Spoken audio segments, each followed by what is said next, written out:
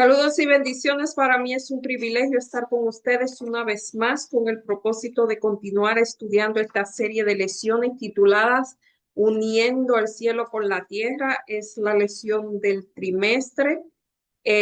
Ya terminamos en la semana pasada el libro de Filipenses y ahora vamos a continuar con el libro de las Colosas.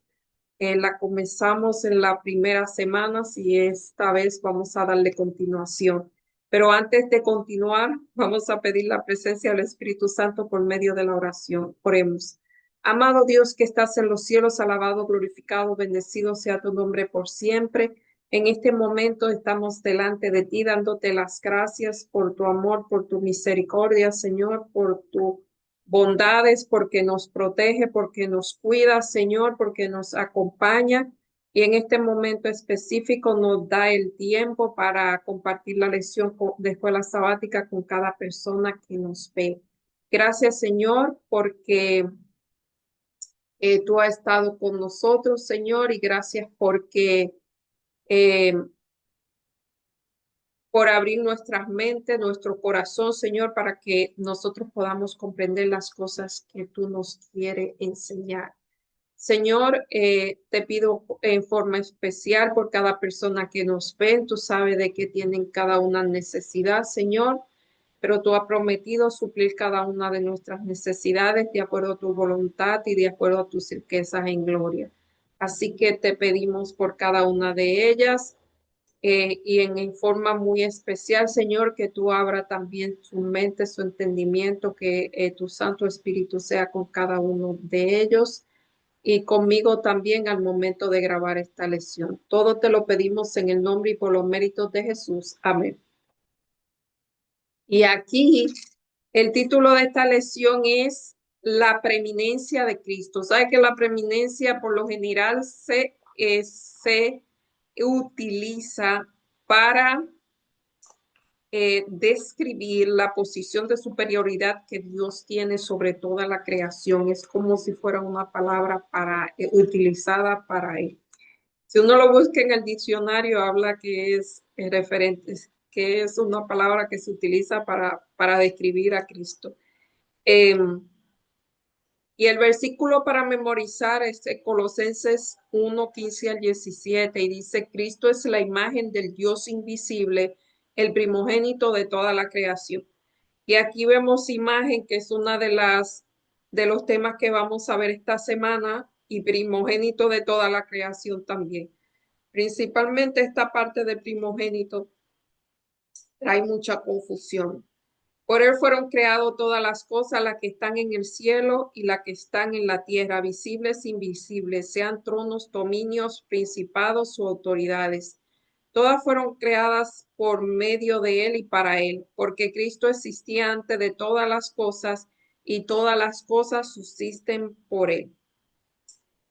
En la lección de esta semana volvemos,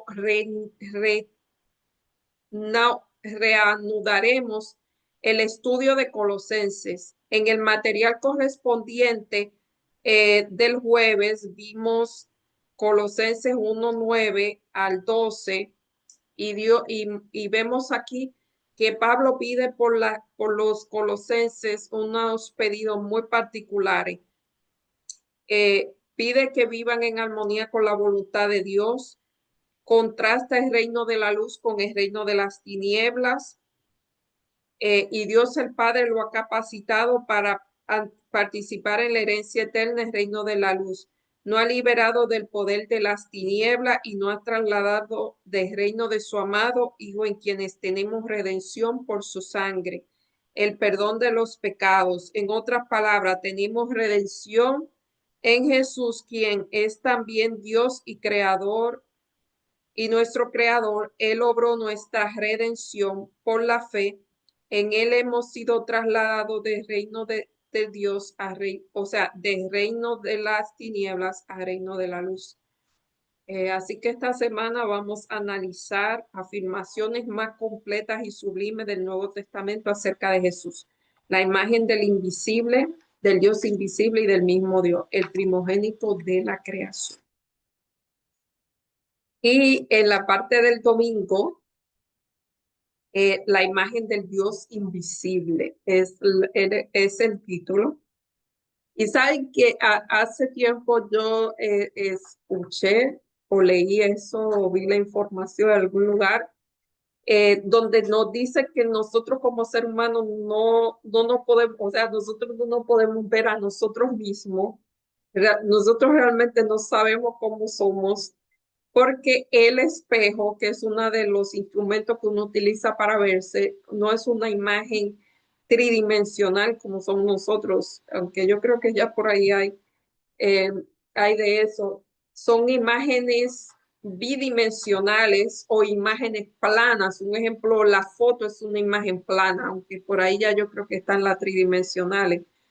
Y entonces las esculturas es quizá lo más parecido, pero una persona, un escultor, o sea, porque las esculturas son el rostro completo, pero ningún escultor es tan bueno como para plasmar la imagen correcta de nosotros. Así que otra persona sí sabe bien cómo somos nosotros, pero nosotros no somos.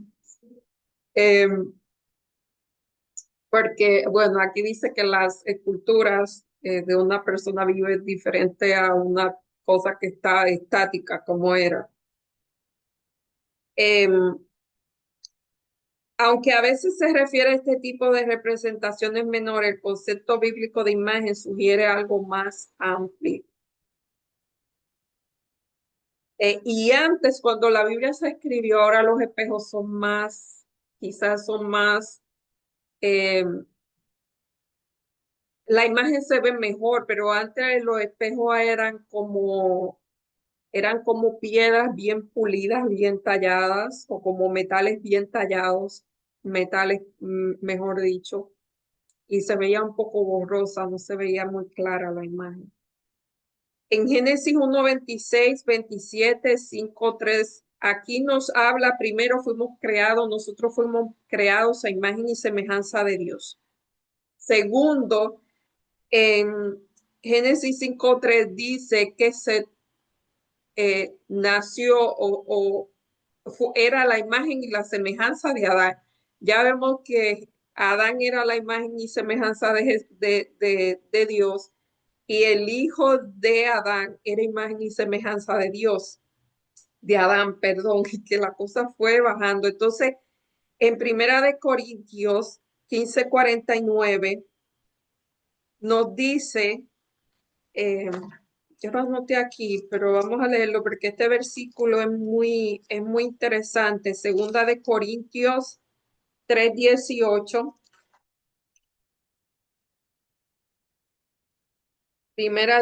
Segunda de Corintios 3:18. Por lo tanto, nosotros miramos a cara descubierta como un espejo, ¿ves? Que ahí estaba, ahí lo dice, segunda de Corintios 3:18. Ajá, estoy leyendo el último, era el otro que quería leer. Ajá, cara descubierta como un espejo, la gloria de Dios, somos transformados de gloria en gloria en la misma imagen como por el Espíritu del Señor. O sea, que vemos, nosotros leímos eso en lecciones anteriores, que habla de las neuronas espejos, que nosotros realmente no podemos transformar en las cosas que contemplamos. Si usted hace un bostezo, va a ver que la otra persona, esos son pequeños reflejos. Si bosteza, puede ver que la otra persona también bosteza. Esas son las neuronas espejos. Y a veces nosotros, principalmente los niños, copian a los padres, pero a veces hay adultos también que copian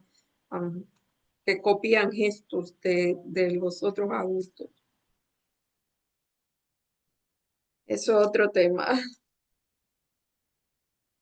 Primera de Corintios 15:49. Primera de Corintios 15:49. Así hemos traído la imagen del terrenal, traeremos también la imagen del celestial. Y esto es bueno darle leer en los versículos anteriores para que entendamos de qué se habla aquí. Aquí se habla, el terrenal era Adán, el celestial es el segundo Adán, que es Cristo. Nosotros realmente tenemos la imagen de Adán, pero dice aquí que así como hemos traído la imagen terrenal, o sea, la imagen de Adán, traeremos también la imagen celestial, que es la imagen del segundo Adán, que es Cristo. Eso habla de la transformación. Los seres humanos fueron creados a semejanza física, espiritual, relacional y fundamental de Dios. Sin embargo, solo reflejan su imagen en ciertos aspectos. Nosotros somos la copia de la copia de la copia de la copia. Comiencen a sacar copias para que ustedes vean que después de un momento las copias no van a salir tan legibles como como era el original. Eso es lo que está pasando. Nosotros éramos copia de copia de copia. Eh, los seres humanos fueron creados para asemejarse físicamente, espiritual, relacionalmente y funcionalmente con Dios. Sin embargo, solo reflejan su imagen en ciertos aspectos y el pecado ha malogrado incluso eso. Pero Jesús no permite ver a Dios invisible. El que ha hecho, ha visto al Padre, ha visto a mí. O sea, que Cristo es la imagen de Dios. Cristo es la imagen visible del Dios invisible. El pensamiento de Dios hecho audible y el carácter de Dios hecho visible. En Mateo 11:27. Mateo 11:27.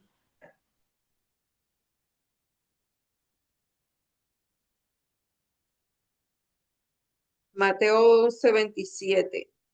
Todas las cosas me fueron entregadas por mi Padre y nadie conoce al Hijo sino el Hijo, el Padre, ni el Padre conoce a alguno sino el Hijo y aquel a quien el Hijo lo quiere revelar. O sea, todas las cosas me fueron entregadas por mi Padre. Eso es Jesús hablando. Y nadie conoce al Hijo sino el Padre, ni nadie conoce al Padre sino el Hijo. O sea, él es la imagen de Dios. Y aquí nos habla en Juan, en el principio era el verbo, o sea, era la palabra. La palabra fue hecho carne y el verbo era Dios y el verbo era con Dios.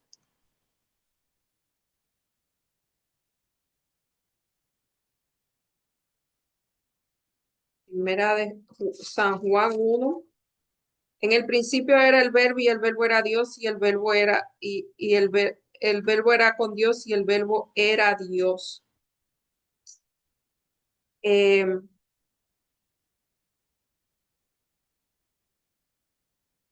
y aquí dice 14:18, y aquel verbo fue hecho carne y habitó entre vosotros y vimos su gloria, gloria como el primo unigénito del Padre lleno de gracia y verdad.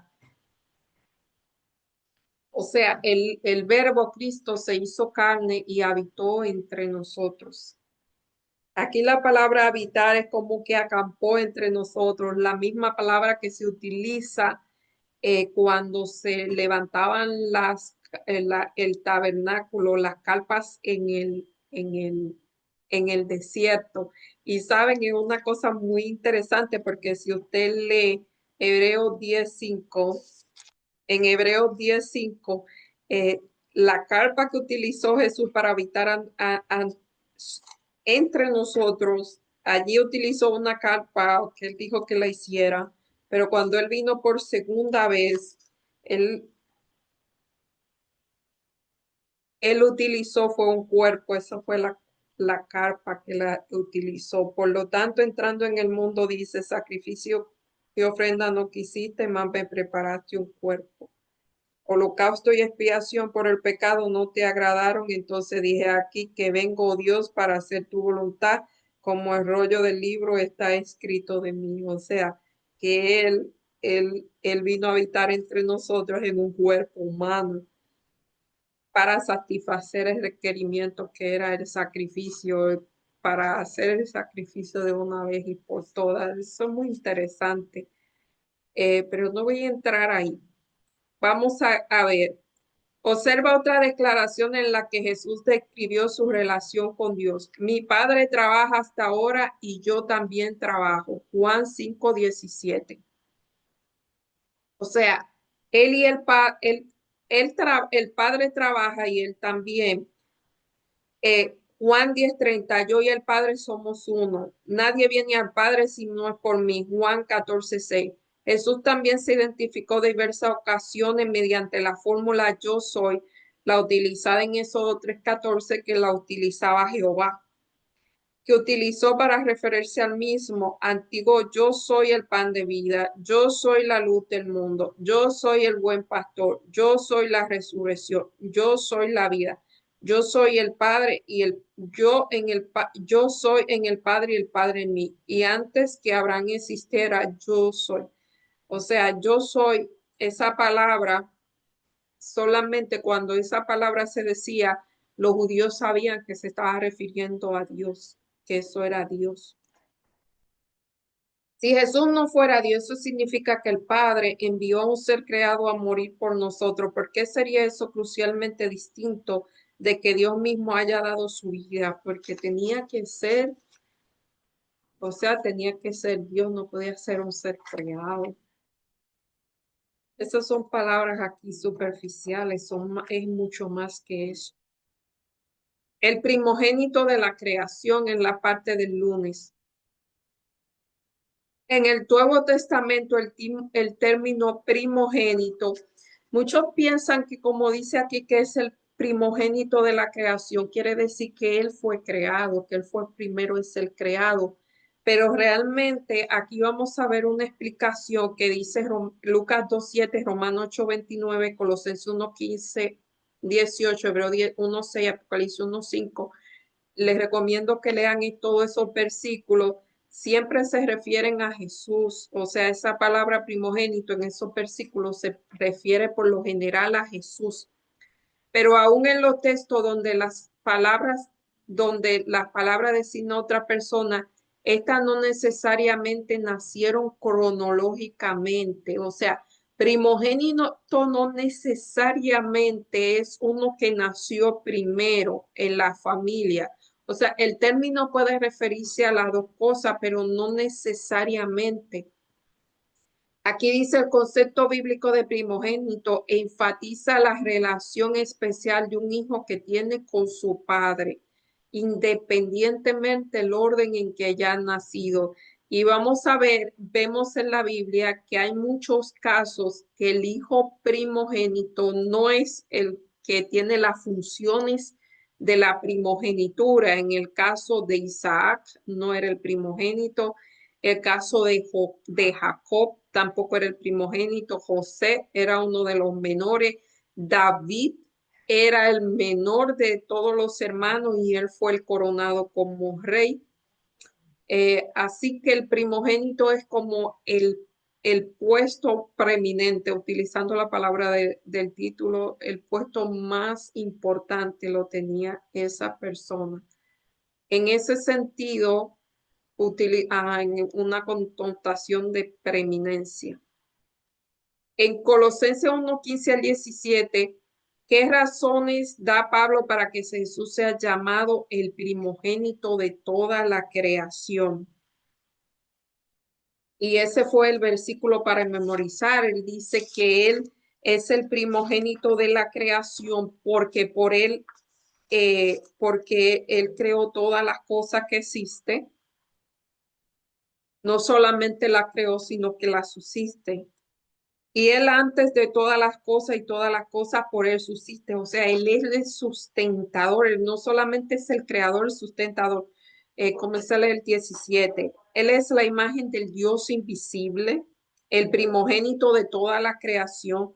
Por él fueron creadas todas las cosas, la que hay en los cielos y la que hay en la tierra, sean visibles, sean invisibles, sean tronos, sean eh, dominios, sean principados, sean potestados, todo fue creado por medio de él y para él. Y no solamente fue creado para él, sabe que hay una creencia, los agnósticos creen que Dios creó el mundo, pero que se olvidó de él y se sustenta solo. Me parece que son los agnósticos.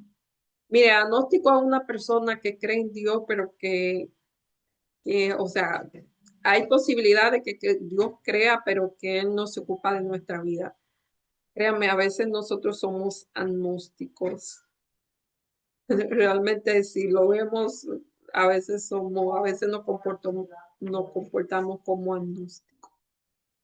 Em, es evidente que está sugiriendo que Jesús fue el primer ser creado. No, o sea, no está sugiriendo, porque si Él es un ser creador, no puede ser un ser creado. Si Él es un ser sustentador, no puede ser un ser creado. Excluye categóricamente esa posibilidad cuando dice dos veces y de manera diferente que todo fue creado por Él y para Él. O sea, cuando estaban en la creación, en Génesis 1, en el principio creó Dios el cielo y la tierra. La palabra original ahí es en plural, o sea que ahí estaban los tres seres de, eh, de la deidad. Jesús era uno de ellos. Fíjense que no había ángeles ni nada porque los ángeles eran creados. Así que él no puede ser creado. En ambos casos se señala que Jesús, como el agente personal mediante el cual la deidad llevó a cabo el proceso de la creación. O sea que Jesús, aunque no tenía ese nombre de Jesús, él estaba en la creación. La afirmación de Pablo no podría ser más amplia. Significa especialmente, o sea, todo lo creado, sea cielo, sea la tierra, sea lo invisible, sea lo invisible, y funcionalmente sean tronos, dominio y protestado. Esto se refiere normalmente a seres angélicos,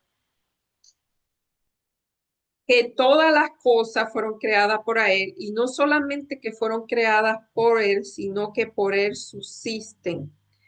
La expresión griega traducida como antes significa, o sea, que él existía antes de todas las cosas. Eh, Significa precedencia tanto en sentido jerárquico como en sentido cronológico. Pero todo lo demás texto donde Pablo lo usa se refiere al tiempo. Otra razón que da Pablo para justificar la preeminencia, o sea, la superioridad de Dios sobre todo lo creado, es que todas las cosas sustentan, Él es sustentador es la palabra sinestemi, significa literalmente reunir o unir.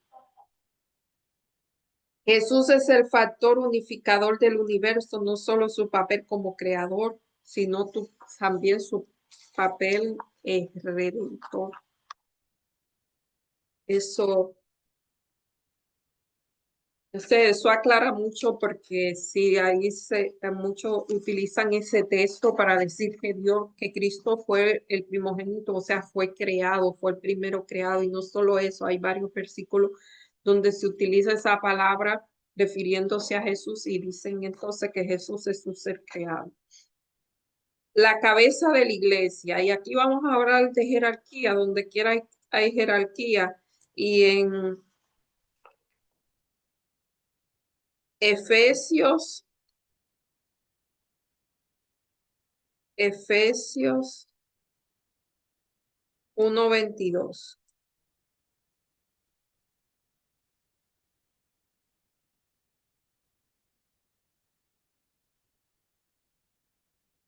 Y sometió todas las cosas bajo sus pies y le dio por cabeza sobre todas las cosas la iglesia. O sea, la cabeza es, aquí se está refiriendo a Cristo. Colosenses 2:10, y vosotros estáis completos en él, que es la cabeza de todo principado y de toda potestad. O sea, que aquí está hablando de una jerarquía. Y el que está a la cabeza de esa jerarquía, pues, es Cristo. En común, numerosos idiomas, referirse metafóricamente a una posición de liderazgo como la cabeza es algo que también se observa en la Biblia. Nota el sentido de la palabra eh, cabeza. En el caso de Moisés, Moisés escogió varones de entre todo Israel, lo puso por jefe, literalmente por cabeza de 1000, de 100,000, sobre 50 y sobre 10. Él puso a personas sobre grupos y iban donde él si habían situaciones, esas personas se reportaban a él y eso se utiliza en las organizaciones. Eso es un modelo organizacional. Y los jefes literalmente de la cabeza de la congregación. Dios pondría a Israel por cabeza y no por cola, eso lo dice si ellos obedecían. Esto es Deuteronomio 28:13. Porque la cabeza de Siria es Damasco y la cabeza de Damasco Resín. O sea que en diferentes eh, textos de la Biblia, en diferentes episodios de la Biblia, pues se muestra que hay una cabeza, eso está claro. Cristo es la cabeza de todo hombre. En Israel, pues, primero él puso a Moisés sobre Israel, luego puso a los jueces y luego ellos pidieron reyes, pero sobre todo siempre estaba Cristo. Primera de Corintios 12:27. Y aquí describe a la iglesia como un cuerpo, es una metáfora. En Primera de Corintios, esto es muy conocido, Primera de Corintios 12. Primera de Corintios 12.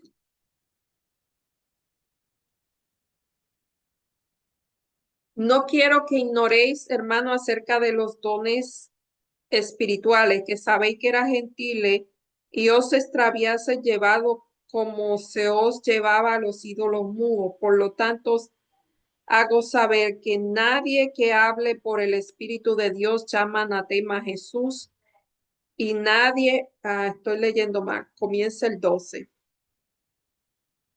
Porque así como el cuerpo es uno y tiene muchos miembros, pero todos los miembros del cuerpo, siendo muchos, son uno en un solo cuerpo, así también Cristo. O sea, él habla del cuerpo humano, está usando una metáfora del cuerpo humano, así como el cuerpo humano, así eh, fuimos todos bautizados en un cuerpo, sean judíos, griegos, sean esclavos o libres, y todos se nos dio a beber de un mismo espíritu. Además, el cuerpo es un solo miembro, sino muchos. Si dijera al pie, ¿por qué soy mano? O sea, hay muchos, cada, cada cual tiene esto se refiere a los dones también, cada cual tiene una habilidad y si usted se imagina que si el ojo diciéndole porque yo no soy nariz o la boca porque no soy ojo, se armara un santo revolú. Pero eso muchas veces pasa, que por qué no, por qué si soy ojo, por qué, o sea, eh, que cada cual debe aceptar la función para la cual fueron creadas y si no sabemos hay que pedirle a Dios que nos muestre para qué fuimos creados, porque para algo fuimos creados. ¿Sabe que hay una historia de Washington Booker?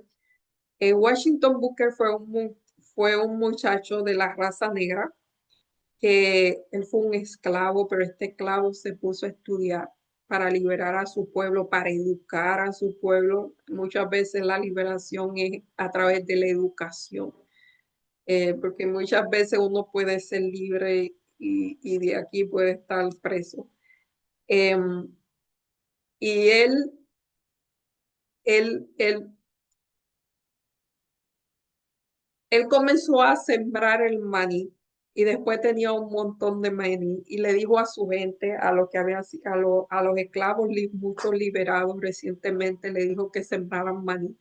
Y después que se dio el montón de maní, ellos no sabían qué hacer con el maní. Y dice que él le pidió a Dios que le dijera, Señor, ¿para qué tú creaste el maní? Y Dios le respondió y comenzaron a hacer un montón de cosas de maní y hicieron una industria del maní. Nada tiene que ver, pero a veces uno puede preguntar, Señor, ¿para qué tú me creaste? Porque para algo fue. ¿Para qué tú creaste el maní? ¿Para qué me creaste a mí? Oye, eso es una rima.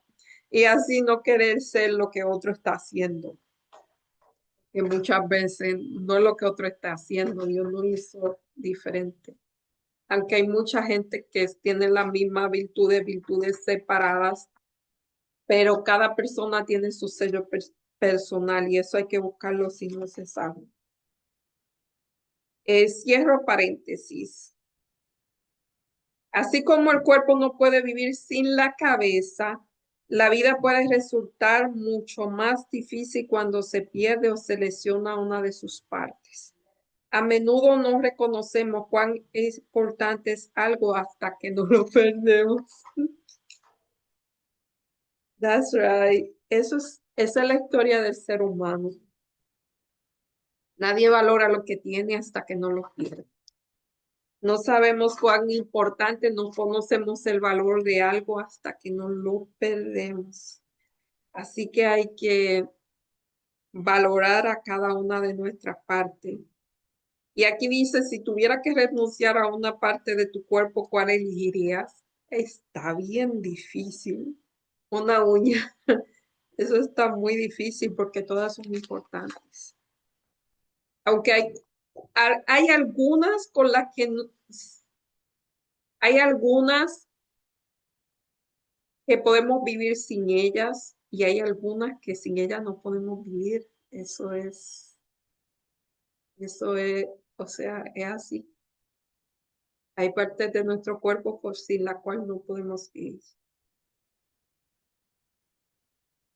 En la parte del miércoles, el principio, Colosenses 1:18. Colosenses 1:18. Y Él es la cabeza del cuerpo, que es la iglesia, el que es el principio, el primogénito de todos los muertos, para que todos tengan preeminencia. Él es el principio, es el iniciador. En hebreo la cabeza es Rosh y el principio Reshi. Están relacionadas. La última de ellas aparece por primera vez en la escritura en Génesis 1:1. En el principio, Rechid, Dios creó los cielos y la tierra, y Jesús es la cabeza de la humanidad y de la iglesia, no solo por existir desde el principio de la eternidad, sino también por ser el creador. La palabra griega arge, traducida como principio en el Nuevo Testamento, tiene un significado amplio. En Colosenses 1:18, principio se refiere a Jesús como la fuente o la que inicia, tanto tanto en la iglesia como en la cabeza. Del mismo modo, Él es el principio, el iniciador de la creación. Jesús no solamente es el iniciador de la creación, sino que es el iniciador de la iglesia. Él es la cabeza también. Es la piedra angular. Es, sino también que es la creación en virtud de la resurrección de los muertos. O sea, Él es el primero de la resurrección. Hubiera muchos que resucitaron, pero sin Él no había una resurrección. Puesto que la paga o consecuencia del pecado es la muerte, su victoria sobre la muerte implica también su victoria sobre el pecado y su poder para recrearnos a su imagen. Todo demuestra porque Él es el primogénito de los muertos. Ver el estudio del lunes acerca del edificado de la palabra primogénito. O sea, volvamos al lunes y ya vemos que el primogénito no necesariamente quiere decir el primero que fue creado, sino que es la persona de mayor preeminencia, de mayor importancia, de superioridad. Y Él es la persona de mayor superioridad. De mayor superioridad. Estoy diciendo una barbarie aquí. Esa es la persona superior a todas. Eh, Jesús no solo, ajá, o sea, Él es el que paga el precio de la muerte. Él muere la segunda muerte. Todo, bueno, quizás todos morirán, no todos, algunos no la morirán, pero la mayoría morirán la primera muerte, pero la segunda muerte tú eliges si la mueres o no, porque ya Cristo la pagó, esa parte ya Él la pagó.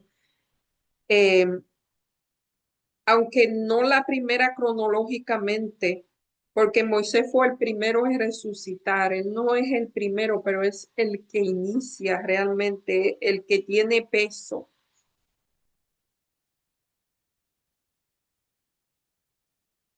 Moisés fue el primero en resucitar, razón por la cual produjo la disputa con el diablo por su cuerpo. Judas 1:9. Si Cristo no hubiese vencido a la muerte, nadie más podría resucitar. O sea, que Moisés fue como un préstamo porque por eso era la disputa de él y el diablo, porque él era, oye, porque él está resucitando si nadie tiene derecho a resucitar y tú lo estás resucitando si tú no mueres. La resurrección de Moisés fue como un préstamo por adelantado, como que lo pusieron en una libretita pagado por Jesús cuando él resucite. No sé cuánto tiempo pasó, pero más de 2000 años después. Por eso el enemigo no quería que resucitara porque no tenía derecho. Eh, Eso es algo para debatir. Muchos dicen que no es así, pero sí. Si Jesús no hubiese resucitado, nadie tenía derecho a resucitar y ya Moisés había resucitado. Moisés fue como un préstamo, como lo hay en la libreta. Por eso el diablo lea Judas 1:9 y el enemigo luchaba por su cuerpo, porque le pertenecía. En este punto es útil repasar brevemente, saben que Elías no resucitó, ni Enoc tampoco resucitó, fueron llevados sin ver la muerte. En este punto es útil repasar brevemente las razones prestadas por Pablo acerca de la preeminencia de Jesús. Él es manifestación perfecta del Dios invisible. Él es el creador de todo lo que existe. Él existía antes de todas las cosas y estas cosas son sostenidas por él. Él es la cabeza de la iglesia que es su cuerpo. O sea, todos esos papeles lo ejerce Dios. Él es la manifestación perfecta del Dios invisible. Es el creador de todo lo que existe. Él existía antes de todas las cosas y todas las cosas son sostenidas por él. Él es la cabeza de la iglesia que es su cuerpo. Él es el iniciador de la creación y de la nueva creación. Obtuvo la victoria sobre el pecado y la muerte, lo que dio el derecho de resucitar a quienes ponen su confianza en él como Salvador. Jesús siempre existió, pero ahora tiene la preeminencia de la cabeza de la humanidad y de la iglesia en virtud de lo anterior. ¿Qué cambio debería hacer para experimentar de manera más plena la preeminencia de Cristo en la vida propia? Bueno, eso es personal para cada uno para pensar. Podemos ser sinceros al respecto. Mientras más sinceros seamos, es mejor. En la parte del jueves, para reconciliar todas las cosas. Colosenses 1:19-20. ¿En qué consiste esta reconciliación resultante de la cruz y del alcance que tiene? Por cuanto agradó al Padre que en él habitase toda plenitud, y por medio de él reconciliar consigo todas las cosas, así que están en la tierra como las que están en el cielo, haciendo la paz mediante la sangre de su cruz. Ya dijimos que cuando el ser humano pecó, se rompió la relación de Dios con el hombre. Eh, Se hizo separación entre Dios y el hombre. El pecado no solamente fue un acto, sino que rompió aquella relación que Dios tenía. Ahora Dios está reconciliando Por eso quizá esta lección se titula Uniendo el cielo con la tierra. Dios Jesús, mediante su sangre, reconcilió, o sea, trató de reconciliar esa relación que estaba dañada entre Dios y el hombre, esa separación. Dijimos la semana pasada y otras veces que ahora el ser humano tiene la libertad de acercarse a Dios, no necesita un intermediario, porque el intermediario es el mismo Cristo y el traductor es el Espíritu Santo, porque hablamos cosas que no se deben, pero el Espíritu Santo lo traduce para nosotros. Así que se ha y no solo Dios con el hombre, sino todo lo que no estaba reconciliado. Pablo utiliza una expresión griega muy interesante para concluir su descripción de Jesús. Señala al Padre que fue previamente mencionado en Colosenses 1 al 12. En su plenitud, la que el Padre se complació en hacer habitar en Jesús. Comparar Colosenses 2:9. ¿Cuál es la plenitud? Jesús se refiere a ella como la gloria del Padre lleno de gracia y verdad. Según este pasaje, esa plenitud abarca la eternidad, la existencia autónoma de Dios, o sea, Dios no necesita de nadie para existir, Él es el autónomo. Eh, dice, en su plenitud la que el Padre se complació en hacer habitar en Jesús. ¿Cuál es su plenitud? Jesús se refiere a ella como la gloria del Padre lleno de gracia y verdad. Según ese pasaje, esa plenitud abarca la eternidad y la existencia autónoma de Dios, su poder para crear, para recrear, su sabiduría manifestada en su victoria sobre el pecado y la muerte mediante el instrumento más inimaginable, la cruz. Este objeto ignominioso transformado es un testimonio del amor eterno para cada ser creado. Porque de tal manera amó Dios al mundo que ha dado su Hijo unigénito para que todo aquel que en él crea no se pierda, más tenga vida eterna. La única manera que el pecado podía ser derrotado para siempre y todas las cosas podrían ser reconciliadas se resumen en su única verdad gloriosa. Dios amó al universo y nos amó tanto que arriesgó todo para salvarnos a través de la muerte de Cristo en la cruz. La palabra griega traducida como mundo es cosmo, por ahí se menciona mucho, es una palabra muy conocida, el cosmo con K, la cual puede designar todo el universo. Pablo se refiere a esta demostración universal en el contexto del discipulado en pos de Cristo. Aquí dice que hemos llegado a hacer un espectáculo para el cosmos, para el universo, tanto los ángeles como para los hombres. 1 Corintios 4:9. El cielo contempló con pesar y con asombro a Cristo colgado en la cruz por causa de una vida de rebelión. Satanás y todos los que se unen con él se colocan de tal manera en desarmoniosa con Dios que la misma presencia de él para ellos un fuego consumidor, la gloria de quien es amor, la gloria de quien es amor lo destruye. Al principio de la gran controversia, los ángeles no entendían esto, pero no sucederá así cuando la gran controversia termine. Entonces, habiendo sido completado el plan de redención, el carácter de Dios quedará revelado a todas las inteligencias creadas. O sea, todo lo que está pasando es Dios tratando de reivindicar su carácter. Porque el enemigo decía que Dios era un Dios tirano. Todas estas cosas, todo lo que él ha hecho es para demostrar el verdadero carácter de Dios y quién es el verdadero tirano.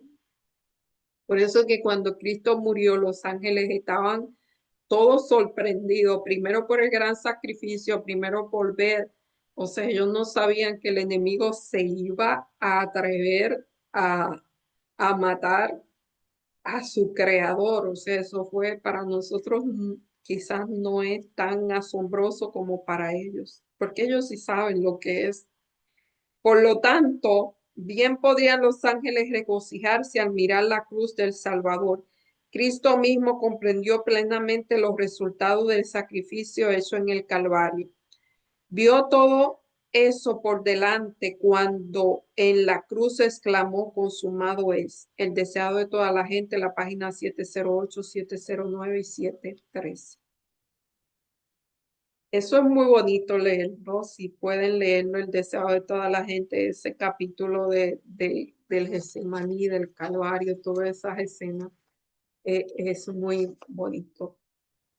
Y ya en la parte del martes, del viernes, para resumir, vamos a leer una cita que se encuentra en el libro Mero Cristianismo de un escritor que yo menciono aquí mucho, C.S. Lewis. Yo lo pronuncio, yo le digo Luis, él no es Luis Lewis, no sé cómo se pronuncia, pero yo le digo Luis. Luis fue un teólogo. Debo aclarar que teólogo no es un pastor. Un pastor es los pastores son teólogos, pero los teólogos no necesariamente son pastores, sino que son estudiosos.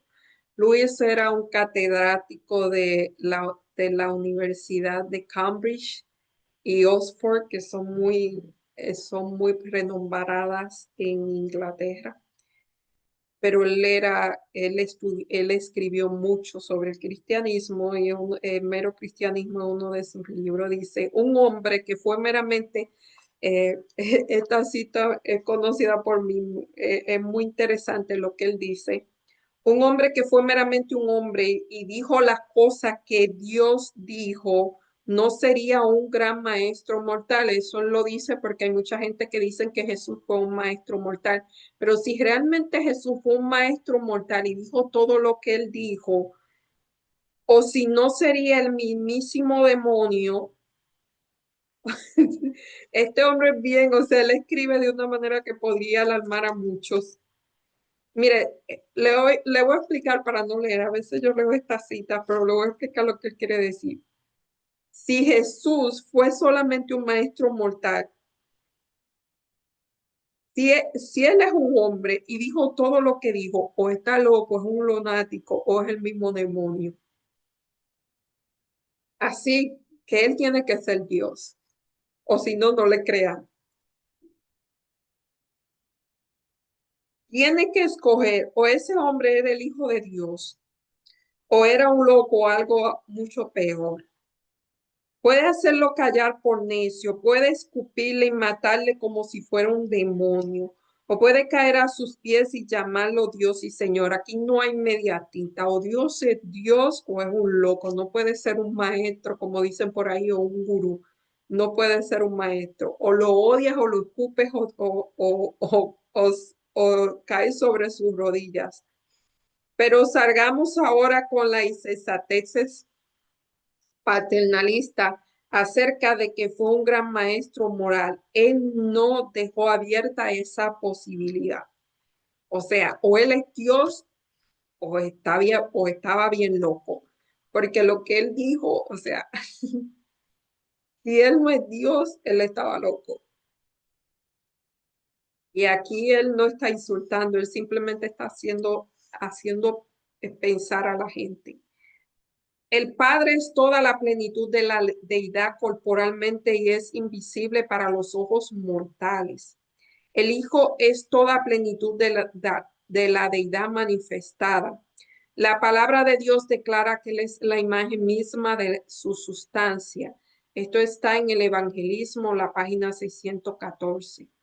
Cristo es el Hijo de Dios preexistente y existente por sí mismo. Al hablar de esa preexistencia, Cristo hace retroceder la mente hacia las edades sin fin. Nos asegura que nunca hubo un tiempo cuando Él no haya estado en estrecha relación con el Dios eterno Él era igual a Dios, infinito, omnipotente. Él es el Hijo eterno y existente por Dios. Esto es el evangelismo, la página 616. Mira, lo que pasa es que para que nosotros entendiéramos, Jesús asumió el rol del Hijo de Dios, pero realmente uno no es el padre del otro. Simplemente esos son roles para nosotros entender, para que nuestra mente pequeña nosotros podamos entender, pero no fue como que Jesús es el Hijo de Dios. Pero, o sea, si Jesús fuera un ser creado, entonces él estaba, como dice Luis, estaba medio loco, porque él dijo cosas como que él se iba a sentar a la diestra. Cuando él estaba siendo buscado, le dijo a los sacerdotes, ahora, desde ahora me verá, o sea, me veréis sentado a la diestra del Padre. El único que se puede sentar a la diestra del Padre es uno igual a Dios. O sea, hubiese sido una blasfemia realmente. Si él hubiese sido un ser creado, realmente hubiese sido una blasfemia. Otra cosa, los ángeles no aceptan la adoración de ningún otro ser y él aceptó la adoración. Así que hay muchas cosas en la Biblia que o Dios era un mentiroso o Jesús era un lunático o es Dios. No, no puede haber medias tintas. Bueno, yo hasta aquí me despido, deseándole una buena semana y exhortándole que estudien esa lección más a fondo, que busquen las cosas que ustedes ven, que lean todas las citas y como siempre digo, la lección de escuela sabática es solamente una guía de estudio, no se queden con eso. Por lo menos yo es una parte de mis estudios, yo estudio otra cosa también, la Biblia, por ejemplo. Eh, Así que pueden expandir sus estudios y pueden buscar otras referencias. Eso es muy interesante. Bueno, oremos. Amado Dios que estás en los cielos, alabado, glorificado sea tu nombre, Señor. Gracias por tu bondad y gracias por tu misericordia. Señor, gracias por tu sacrificio en la cruz. Gracias, Señor, porque sin él nosotros pues no tuviéramos ni esperanza de un mundo mejor, Señor. Gracias por la vida, gracias porque nos bendice, gracias porque nos cuida. Señor, te pido por tantos seres humanos que andan perdidos, sin fe, sin esperanza, Señor. Ayúdanos, Señor, ayúdanos a ser canal, ayúdanos a ser un instrumento para ser testimonio de estas personas, Señor, para que ellos puedan encontrarte a ti, para que ellos puedan recibir el consuelo en ti, para que ellos puedan tener esperanza en ti.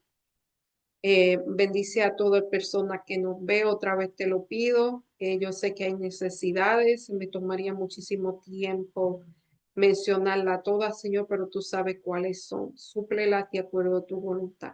Todo te lo pedimos en el nombre y por los méritos de Jesús. Amén. Bye, hasta la próxima semana, si así Dios lo permite.